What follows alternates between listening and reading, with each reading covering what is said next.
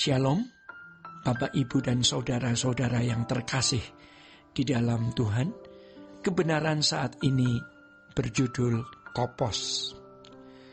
Saudara-saudara, sesungguhnya ketika kita berani melepaskan semua kebahagiaan, dan menjadikan Tuhan satu-satunya kebahagiaan kita baru dapat merasakan kemerdekaan yang sejati dan kita akan menjadi sangat kokoh. Selama hidup di bumi ini dengan tubuh daging seperti kita, prinsip yang mulia Tuhan Yesus Kristus adalah melakukan kehendak Bapa dan menyelesaikan pekerjaan yang Bapa tugaskan. Jadi ketika Tuhan Yesus berkata, serigala mempunyai liang dan burung mempunyai sarang, tetapi anak manusia tidak punya tempat untuk meletakkan kepalanya, maksudnya adalah Tuhan Yesus hidup hanya untuk bekerja bagi Bapa. Tidak ada tempat untuk beristirahat dan nyaman di bumi ini. Saudara-saudara, orang-orang yang mengikut Tuhan Yesus harus memiliki gaya hidup hanya bagi Bapa, sehingga dapat menghidupi ayat ini, berbahagialah orang yang mati di dalam Tuhan, supaya mereka boleh beristirahat dari jelih lelah mereka, karena segala perbuatan mereka menyertai mereka. Hal ini diungkapkan di dalam Wahyu 14 ayatnya yang ke-13. Jerih lelah atau yang disebut dengan kopos, artinya grief with beating the breast, orang yang berduka sambil memukul dada. Lamentation atau wailing dalam bahasa Inggris, orang yang mengalami penderitaan, tentu penderitaan untuk pekerjaan Tuhan, seperti Tuhan Yesus menderita sampai mati di kayu salib. Saudara-saudara, inilah orang-orang yang memiliki kematian yang bermartabat. Kalau kita tidak pernah berjerih lelah dengan penderitaan yang dalam, yang sungguh-sungguh, kita tidak pernah memiliki kematian yang bermartabat. Kematian orang yang bermartabat adalah kematian orang-orang yang menderita bersama dengan Tuhan Yesus. Dan Tuhan Yesus mengatakannya di dalam Lukas 22 ayat 28-30. Bunyinya demikian. Kamulah yang tetap tinggal bersama-sama dengan aku dalam segala pencobaan yang aku alami. Dan aku menentukan hak-hak kerajaan bagi kamu, seperti Bapakku menentukannya bagiku. Sebagaimana hak kerajaan diberikan kepada Tuhan Yesus oleh Bapa, demikian juga Tuhan Yesus akan memberikannya kepada kita.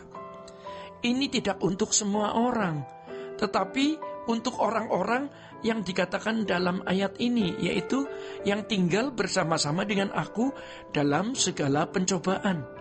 Dalam Roma 8 ayat 17 dikatakan sebagai orang-orang yang menderita bersama-sama dengan Tuhan.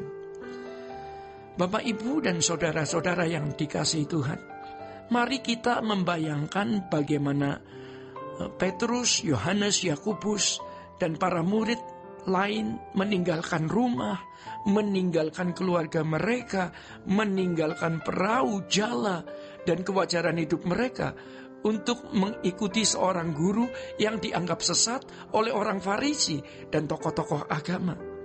Tidak ada jaminan masa depan untuk atau di dalam mengikut Tuhan Yesus.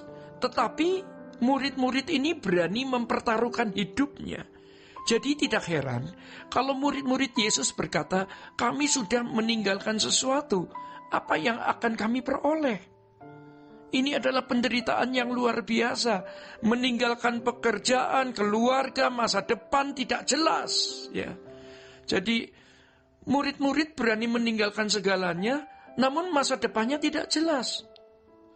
Kemudian setelah Tuhan Yesus naik ke surga, mereka dikejar-kejar seperti penjahat, mati dipancung, dijadikan umpan binatang buas, dan mengalami kematian yang tidak bermartabat. Tetapi Alkitab mengatakan di dalam Roma 8, kamu lebih dari orang-orang menang. Maksudnya kamu lebih dari orang-orang Romawi yang menang secara ekonomi, politis, dan berbagai bidang. Kamu tidak punya apa-apa. Tetapi tidak ada yang bisa memisahkan kamu dari kasih Kristus. Saudara-saudara yang dikasihi di dalam Tuhan, apapun yang kita lakukan yang membuat hati Tuhan senang adalah pelayanan. Di samping itu, pasti juga mendatangkan keteduhan bagi sesama dan tidak melukai orang.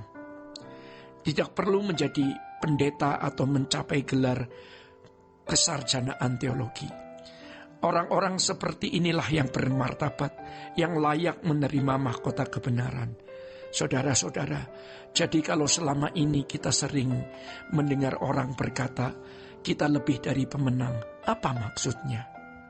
Menang dari apa atau menang dari siapa? Ayat ini sering dikacaukan oleh orang-orang yang tidak mengerti maksudnya. Kita melihat banyak orang jangankan mencurahkan darahnya untuk Tuhan, hidup sehari-hari dalam perkenanan Tuhan saja tidak. Karena diracuni ajaran yang salah. Ayat ini ditulis untuk jemaat Roma yang secara ekonomi, kedudukan, dan pangkat tidak ada apa-apaannya. Namun mereka tetap bertahan dalam iman percaya mereka, sekalipun nyawa adalah taruhannya. Orang-orang seperti inilah yang disebut sebagai lebih dari pemenang.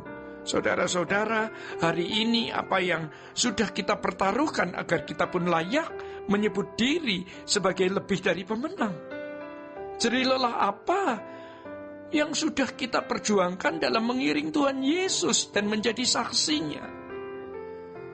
Saudara-saudara, hanya mereka yang berjerih lelah dalam pekerjaan Tuhan yang pantas disebut sebagai pemenang. Dan kematian orang-orang seperti ini adalah kematian yang bermartabat di mata Tuhan.